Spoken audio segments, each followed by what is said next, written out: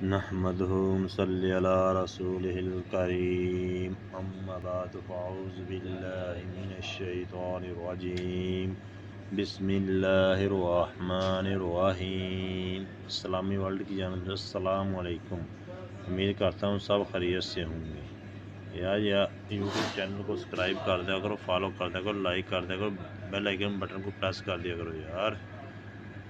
یار ہم اتنی آپ کے لیے اتنی اچھی حدیثیں، اتنے اچھی فرمان قرآن اللہ تعالیٰ کا اور نبی صلی اللہ علیہ وسلم کا فرمان اپلوڈ کرتے ہیں۔ یا اللہ آپ کا حق تو بنتا ہے ایک لائک دینے کا۔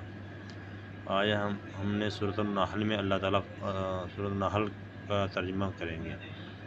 اللہ تعالیٰ فرماتا ہے، ایک بستی کی مثل پیش فرماتے ہیں جو پرامن اور پرسکون زندگی بسر کرتی تھی۔